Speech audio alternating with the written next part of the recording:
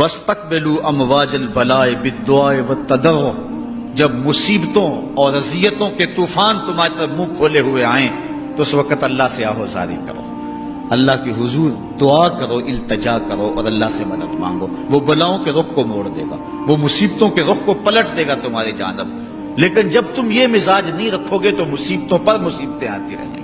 حضرت موسیٰ علیہ السلام کے پیٹ میں درد کا احساس ہوتا ہے تو کوہ طور پہ چلے گئے، کیسے جلیل القدر نبی تھے، اللہ سے ڈائریکٹ رابطے تھے، اور جا کے کہا مالک میرے پیٹ میں درد ہو رہا ہے۔ اللہ اکبر۔ گھر کے نجی معاملے بھی رب سے ڈسکس کرتے تھے، اور کوئی جو ہے وہ ایسی چیز ہوتی وہ بھی رب سے ہی عرض کرتے تھے۔ کہا میرے مالک میرے پیٹ میں درد کا احساس ہو رہا ہے، دوائی کی پوری لینی ہے تو وہ بھی جا کے کوہ طور سے رب سے ہی لیتے تھے۔ تو اللہ تعالیٰ فرمایا فلان جنگل میں چلے جاؤ، وہاں اس شکل کے پتوں کی ایک بوٹی ہے، اس کو توڑو نچوڑو، اس کا پانی پیو، تمہیں شفا مل جائے گی۔ حضرت موسیٰ علیہ السلام گئے اور جا کے بوٹی کو توڑا نچوڑا، پانی پیا، شفا ہو گئی۔ کچھ عرصہ بیتا، دوبارہ اسی طرح کا درد جاگا۔ اب نسخہ تو ذہن میں تھا، کوہ طور پہ نہ گئے، اس جنگل میں چلے گئے اور جا کے بوٹی کو توڑا، اس کے پتے نچوڑے، پانی نکالا، پیا، لیکن درد اور زیادہ بڑھ جاتا۔ پھر دوبارہ آئے کوہ طور پہ، کہا مالک میں نے اسی درد پہ دوبارہ وہی بوٹی کا پانی پیا ہے لیکن درد بڑھ گیا ہے۔ کہا موسیٰ اب جو آئے ہو کوہ طور پہ پہلے ہی آ جاتے۔ تو عرض کی مالک بوٹی بھی وہی اور درد بھی وہی۔ فرمایا سب کچھ وہی ہے لیکن پہلے میرا حکم تھا، اب میرا حکم ساتھ شامل نہیں تھا۔ شفا بوٹے میں نہیں رکھی، شفا تو میرے حکم میں رکھی ہوئی ہے۔ اس لیے ڈاکٹر کے پاس جاؤ، حکیم کے پاس جاؤ، لیکن شفا اللہ سے مانگو کہ شفا ہمیں دینے والا وہ ہے۔ وہ ایک وسیلہ ہے، ایک ظاہری طریقہ ہے۔ حضور علیہ الصلوۃ والسلام اللہ اکبر کیا خوبصورت ارشاد فرما رہے، حسنوا اموالکم بالزکات، اپنے اموال کو زکات سے پاک کرو، وداووا مرضاکم بالصدقہ، اور اپنے مریضوں کا علاج صدقے سے کرو۔ حضور علیہ السلام نے ارشاد فرمایا کہ بندہ کہتا ہے میرا مال، اس کے مال تین ہیں۔ ایک مال وہ جو اس نے کھایا اور ضائع کر دیا، دوسرا اس کا مال وہ ہے جو اس نے پہنا اور پرانا کر دیا، اور تیسرا اس کا مال وہ ہے جو اس نے آگے بھیج دیا۔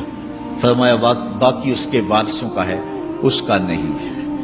اس لیے ہم راہ خدا میں خرچ کرنے کا مزاج بنائیں، اس سے مال گھٹتا نہیں ہے، اس سے مال بڑھتا ہے۔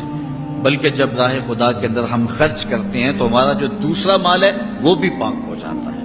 اللہ کے محبوب کا ایک فرمان سنیے جس کو حضرت حسن بصری رضی اللہ تعالیٰ عنہ بیان کرتے ہیں، حسنوا اموالکم بالزکات وداووا مرضاکم بالصدقہ واستقبلوا امواج البلاء بالدعاء والتضرع۔ فرمایا کہ اپنے مال کو، اپنے اموال کو زکات سے پاک کرو اور اپنے مریضوں کا علاج صدقے سے کرو، اور جب مصیبتیں اور بلائیں تمہارا رخ کریں تو پھر دعا سے اور اللہ کے حضور زاری سے اللہ کی مدد چاہو۔ آج ہم صدقے کا مزاج بہت کم کر چکے ہیں۔ اسی زمانے میں ایسا ہوتا تھا کہ جب کوئی بیمار ہوتا تھا تو سب سے پہلا کام لوگ یہ کرتے تھے کہ صدقہ دیا کرتے تھے، ڈاکٹر کے پاس پھر جایا کرتے تھے، حکیم کے پاس پھر جایا کرتے تھے، سب سے پہلے اس کی جان کا صدقہ دیا کرتے تھے۔ صدقہ قضا کو بدل دیتا ہے، تقدیر کو بدل دیتا ہے۔ صدقہ سے اپنے مریضوں کا علاج کرو۔ اصل ڈاکٹر کے پاس جانا، علاج کروانا سنت ہے، اس کی ممانعت نہیں ہے، لیکن یہ بات ہمیشہ ذہن میں رکھیے گا کہ ڈاکٹر کے پاس دوا ہے، شفا نہیں ہے، شفا اللہ کے دستے کرم میں ہے۔